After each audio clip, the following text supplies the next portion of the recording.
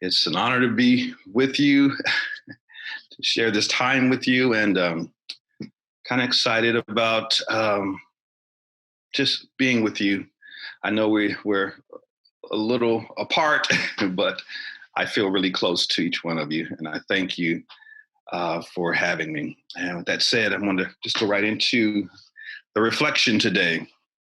So, having to socially distance for people in the South, known for our hospitality, our hugs, our celebratory greeting at the meeting of a stranger, our handshakes have been extremely difficult to come to terms with. As social creatures, our personal contact and interaction is how we live, how we move and breathe.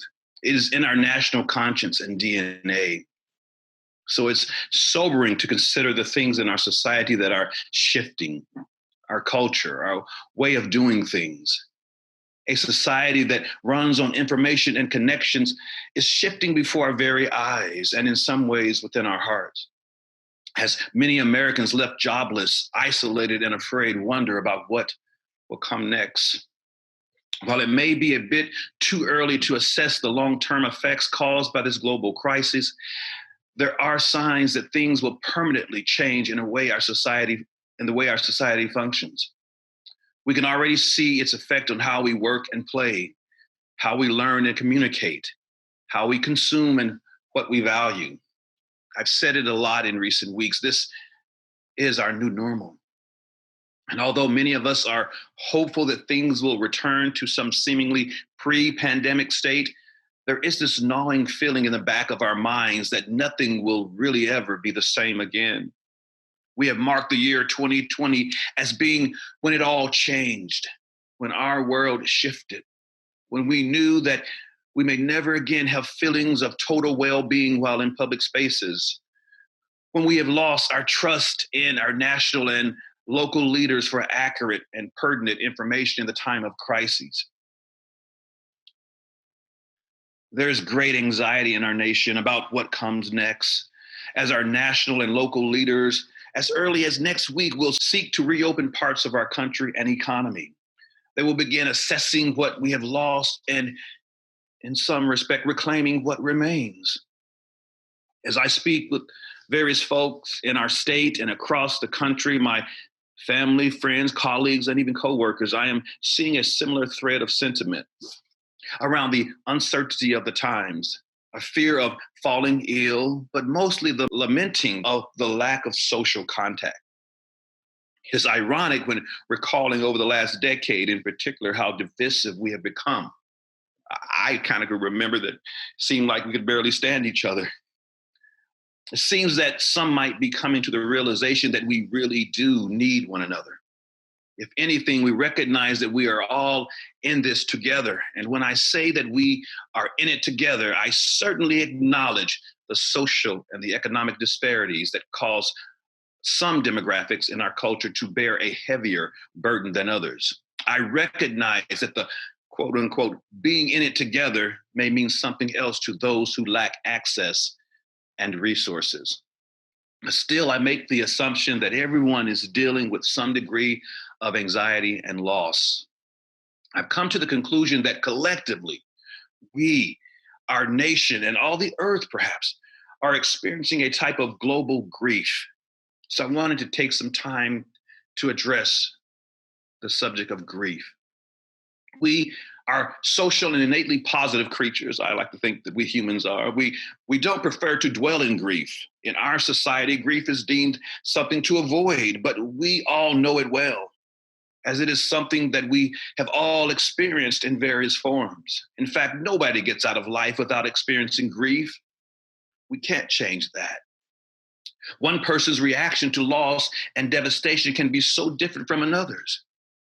And some have learned to embrace and accept grief as it comes, as a natural part of our stories. I've been looking at what is going on in our nation and have determined that some of it could be related to our collective grief. The anger, the acting out, the vitriol towards classes, cultures, and political persuasions may be a result of grief.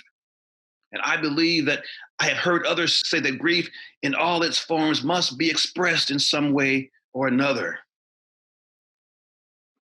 So I was thinking about some of the protesters that were downtown, and I know that some of them may have, ulterior motives as to why they protest, but some might just be protesting out of grief, loss of business or loss of something.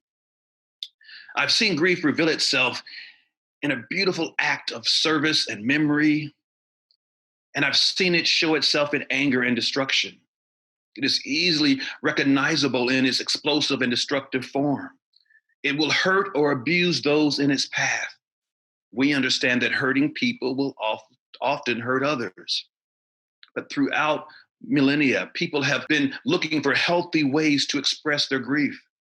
Poets and sages, songwriters and musicians have produced poignant and beautiful songs and poems of loss, of longing, and of love. Some of the greatest songs ever written were birthed out of one's deep sorrow and grief over a loss. So perhaps we should take a new look at grief, not as something to be avoided, but rather a potential source that might lead to wholeness and healing. The book of Ecclesiastes in chapter 3 tells us there's an appointed time for everything. There's a time for every event under heaven, a time to weep and a time to laugh, a time to mourn and a time to dance. So today, in our global grieving, I'm encouraged to have hope.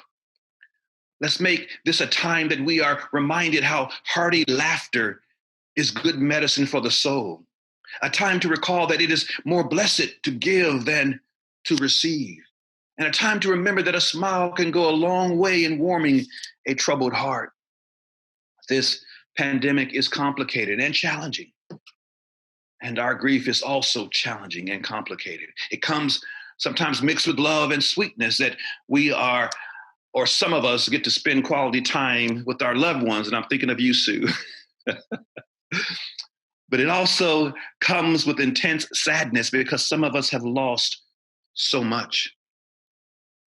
Someone said that grief is but love with no place to go. It's all the love you want to give but cannot. All of that unspent love gathers in the corners of your eyes, in the lump in your throat, and in that hollow part in your chest. Grief is just love with no place to go. Author Martin Prechtel, in his book entitled The Smell of Rain on Dust, offers a new possibility. He introduces grief as a high form of praise. He conveys that grief should be demonstrably expressed as a process of wholeness and healing. He states, grief expressed out loud, whether in or out of character, unchoreographed and honest, for someone we have lost, or a country or a home we have lost, is in itself the greatest praise we could ever give them. Grief is praise because it is the natural way love honors what it misses, end quote. And I would add that it is also a way love pre-honors what it expects to lose or knows it may lose due to the uncertainty of tomorrow. This is an anticipatory grief. Now, on the subject of those we lose to death, Prechtel states, our own souls who have loved and are now heartbroken would turn to stone and hate us if we did not show such praise when we lose whom we love. A non-fake grieving is how we praise the dead, by praising that which left us feeling cold and left behind. By the event of our uncontrolled grief, wail, and rap, we are also simultaneously praising with all of our hearts the life we have been awarded to live, the life that gave us the health and the opportunity of having lived fully enough to love deep enough to feel the loss we now grieve. To not grieve is a violence to the divine and our own hearts, and especially to the dead. If we do not grieve what we miss, we are not praising what we love. We are not praising the life we have been given in order to love. If we do not praise whom we miss, we are ourselves in some way dead. So grief and praise make us alive, end quote. Here in my home and wherever you are, I'm encouraging us to recognize and accept our grief and then allow it to become our act of praise. Our healing is realized with our acceptance. Acceptance, by the way, is the final stage in Elizabeth Kubler-Ross's 5 stages of grief. Now, I am professionally and personally a practitioner of the acceptance commitment therapy. It's an emotional health psychotherapy in which acceptance is a key part. Acceptance here is allowing unwanted private experiences, thoughts, feelings, and urges to come and go without struggling with them. Our acceptance can start as a validation of our own feelings, concerns, worries, and fears, while also validating what others might be feeling. And we don't say that we affirm the behavior one exhibits as a result of the grief they're expressing, but we recognize that their grief is real in whatever form it manifests.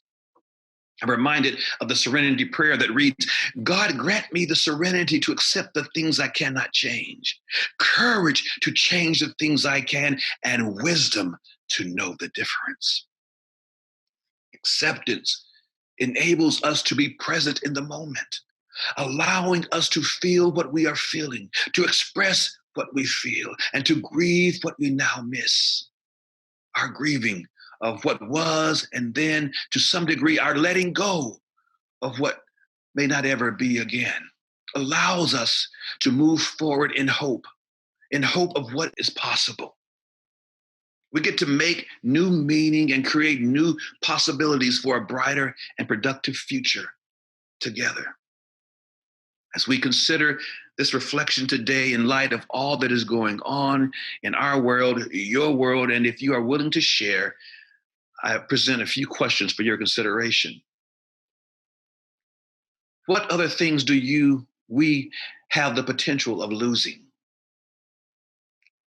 What things might we gain individually, collectively, and globally? How do you see you and your family changing or not as a result of this crisis? How do you feel that our nation's people and leaders have handled the crisis? Do you feel that this crisis have been overblown and will not have a lasting effect on our nation? And if so, why? And finally, what is your hope? What might you envision for us going forward? I'll end with a quote from Susanna Arundhati Roy.